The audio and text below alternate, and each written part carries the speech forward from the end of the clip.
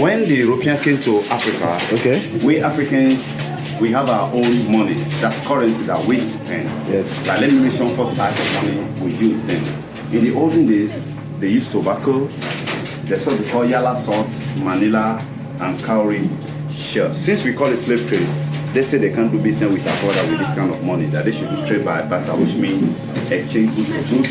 Yes. And right on the wall, some of the European products that were used in exchange for the slave when they came. Imagine the European giving our forefather an umbrella, they collect 40 human beings as a slave for one umbrella. And we'll see how the survive the umbrella. I will show you later. A bottle of whiskey go for 10 human beings as a slave. A ceramic bowl go for 10 human beings as a slave. We see 5 or such inside the museum. Mirror and these. There's what we call bargaining power. You can say 2, I can say 3. It depends how you do bargain. You can negotiate with them. When this man became a slave, when they want to turban mean, you know, those Muslim clerics, they took big clothes on their head. When all the turban him, Brazil gave him this as a gift. What the kettle was given to him by the Europeans. Now, these ones are called cannon gun, olden day bombs.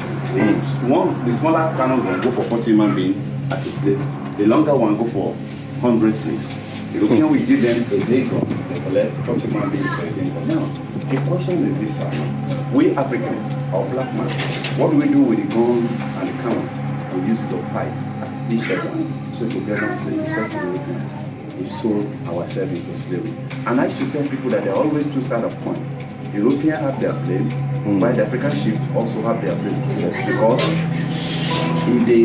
when they came, any town they got to, if they realize that they are not well organized, they invaded them to tell the people where to stay. Anywhere they got to, if they see that these people are organized, they have their own warrior, they have to go through our greedy ships to give them all these items in exchange of their brother and sister. So this one was done in 1847 for the slave, for the consumption of the slave. But because they were slaves, they have no choice. This water they used to drink all the time because they are slaves. And slaves. This is a picture of the man. I've shown you the story outside. I told that Williams taught him how to read and write. We made a photocopy of his handwriting. And this is him over here. This umbrella that this slave boy was kind of head of him. This is the surviving umbrella for 40 enslaved Africans. The umbrella was made of wool, bronze, cane, and iron. I think this one should be like 70 to 20. Okay, it's so heavy to the extent that just a guy constantly have to carry it on the head of the master. If it dropped because of the heaviness from the hand of the slave to the head of the master, they'll be headed him because they refer them to property and they believe they can do anything with their property. And the same umbrella, we are showing the former vice president of Nigeria, I think 6 years ago, when the vice president paid a courtesy visit to the museum. Now, this one is called cobbling yoke. They use this to yoke 2 slaves together. They put this at the ankle of the first slave, then the ankle of the second slave. Look at this small hole that they put their padlock here. For Christ's sake, this thing was made of metal and iron. It should have put wounds around their ankles. Who cared? Because they were slaves the next day, they still be wearing this on their leg. This one is waist chain. Okay. We call it a waist chain. Any slave that is stubborn, like this picture, they tie it on the waist, they lock it at the back.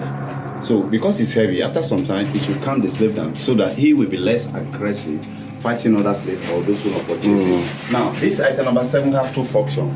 The first function, they put in the fire to write the name of the owner of the slave on the checks or at the back. We call it brandy. Slave kept in this compound were owned by different owners. For identification, we have to brand yourself with red water. And then, if you look at the teeth, it has very sharp teeth. Yes. There's some slaves, we call them fugitives. Who are the fugitives? They are the runaway slaves. Today, you run, when the master will say that you bring the slave. Now they put this iron drilling bit in between right here. They will not drill it down. They force the open or they use a machete or an axe. They chop off one of the toes of the slave. Across Energy Group is an energy business organization that is headquartered in Johannesburg, South Africa. The company specializes in the exploration, production, and distribution of crude oil, refined petroleum products, and petrochemicals. Across Energy, empowering through energy. This place is called inspection. Okay. Inner there is called dark room. If they come to buy slave, after 40 enslaved human being there, one will be standing away and starting to examine, look into the high chair, then to see if it's healthy. Yeah. Because their aims and objectives, they were going to work where they take it, so they want a very healthy Any slave above 50, they call them old slave. But any slave that got sick are called macrons. They don't want to display. Now, let's see that room and see where they get them. Yeah, this is the dark room. Yeah. So you're welcome. Look at that small window there. Yes. And that's how we get the ventilation. 40 of them will be here for 3 to 4 months. This way they will defecate, pee, do a lot of things. Imagine the odor, the heat, imagine how many of them will have died there. As some of the items that I show you on the wall, the ceramic bowl that were for 10 slaves, and some of the gifts given to the man by Brazilian friends. And the man that owned the compound, if he wants to do his prayer, take his bed. This way they to store his stuff for ablution, soup, and solitary baths, drinking pets. Now, let's see the second one. Please watch your head again. Okay, sir. So, you're welcome. Thank you, sir. Now, look at this company here. This is one of the companies that produce the chains that were used on our forefather. It's called Napoleon and Son. Then there's another one at 111 supply 115 at Baltimore Road in Birmingham that also produce chain. We call it net collar chains, neck chain, and collar they put. And these are the to move them to the point of no return. We call it single file. There could be like 100. That heavy chain will be on their neck, leg chain, hand tied at the back. Now look at this man here.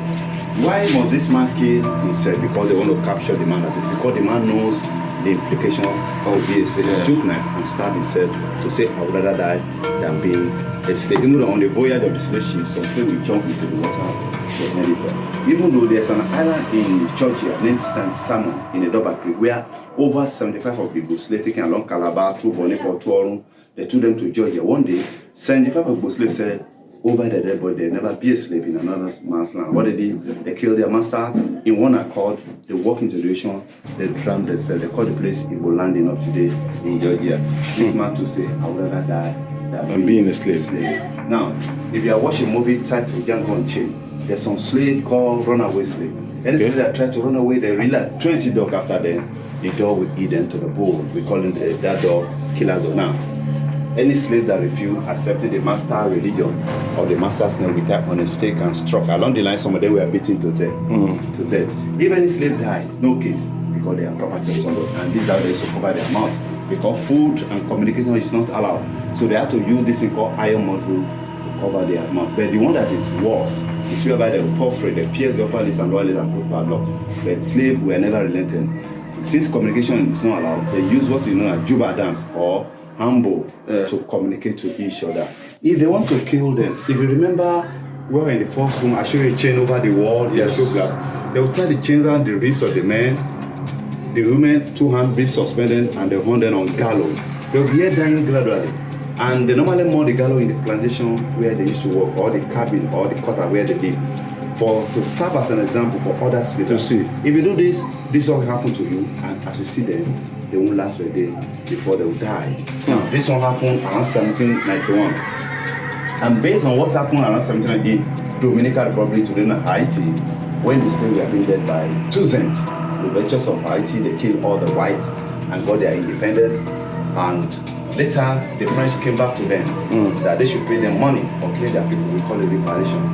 Those brothers and sisters, they got money to pay them, they should borrow. Which those brothers and sisters did, they borrowed from their hand and paid them. As I'm talking, Haiti is one of the poorest countries in the world today because they are still paying to the French colony. To me, as a Rasta man, it's like a slap.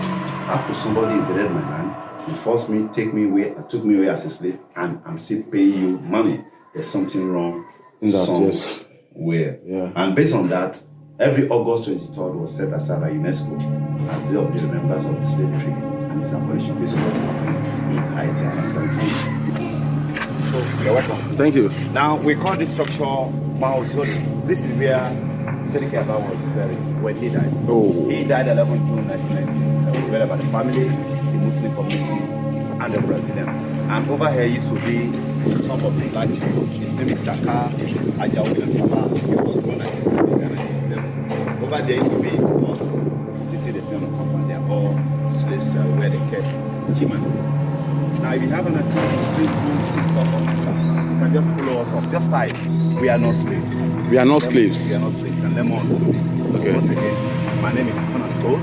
But with that name, Cornerstone, you can trace my root because it is not our name. But if I said I'm Kofi, that should have I'm a children. Yes. So please, let's give our children our name. There's nothing wrong with our name. We can still be our African name and be a Christian, Muslim, or whatever.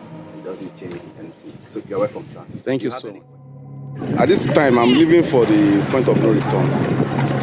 And I'm going through these jetties, these ferries. What is it called? Are they boats? Muberu, Muberu. Yeah, to the point of no return.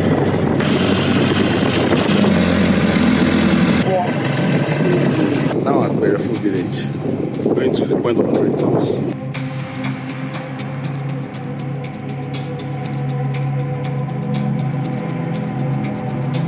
Okay. This well was dug back in 1880s. So it was dug for the slave. This water is poisonous. So once the slave drink from this water, they force the slave to drink from this water. And after they lost their memory, they come and everything. They continue their journey.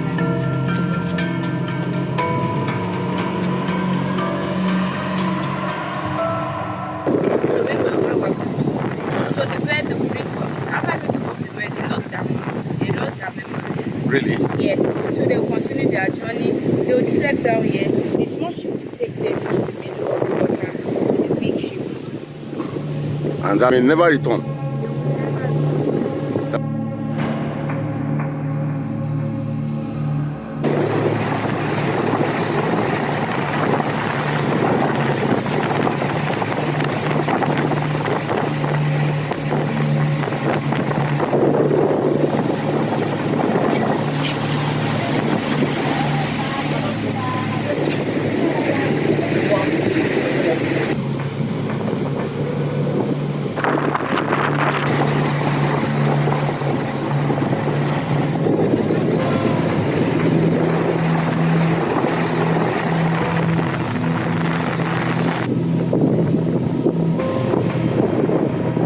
This is one of my widest trips.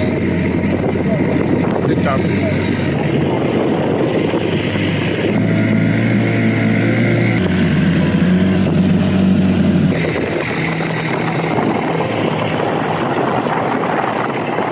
Okay, we are now at the jetty. I actually returned from the point of no return, but my mic did not return with me. My precious mic, I lost it. Thank you for joining me on this trip to Badagry. It was really a viable experience. And kindly subscribe to my channel for more videos like this. Thank you and see you in my next video.